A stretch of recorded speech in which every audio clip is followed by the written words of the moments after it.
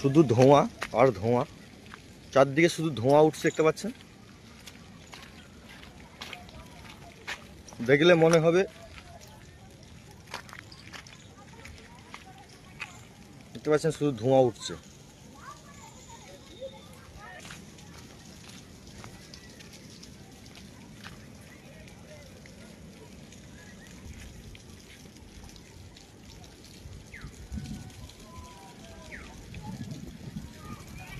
এই যে ধোঁয়াটা দেখতে পাচ্ছেন, এটা কোনো প্রাকৃতিক বিপর্যয়ের ধোঁয়া নয়, এটা একবার সরাসরি যে শিলাবৃষ্টি হয়েছে সেই শিলাবৃষ্টির ধোঁয়া সরাসরি দেখছেন। একেবারে ধোঁয়াতে সম্পূর্ণ এলাকাটা দেখতে পাচ্ছেন। এটা মাঠ দিকে তাকালে সাদা ধোঁয়ায় ঢেকে গেছে, সাদা ধোঁয়া।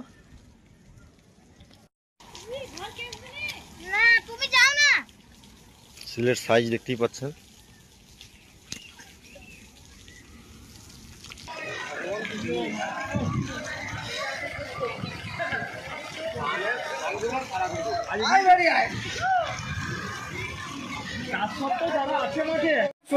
সব সারা করে দিলা, ঘর দুয়ার সব সারা।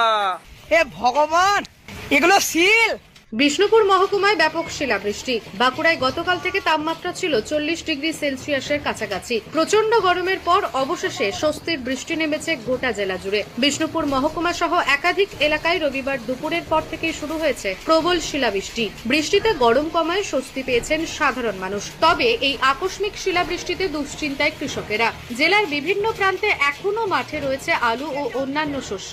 শিলাবৃষ্টির ফলে ফসলের ব্যাপক ক্ষতির আশঙ্কা করা হচ্ছে। কৃষকদের মতে এই শিলাবৃষ্টিতে উৎপাদনে বড় প্রভাব পড়বে। হাওয়া অফিস জানিয়েছে আগামী কয়েকদিন বাঁকুড়ায় হালকা থেকে মাঝারি বৃষ্টির সম্ভাবনা রয়েছে। তবে শিলাবৃষ্টি যেন কৃষকদের বড় ক্ষতির কারণ না হয়ে দাঁড়ায় সেই প্রার্থনাই করেছেন কৃষক সমাজ।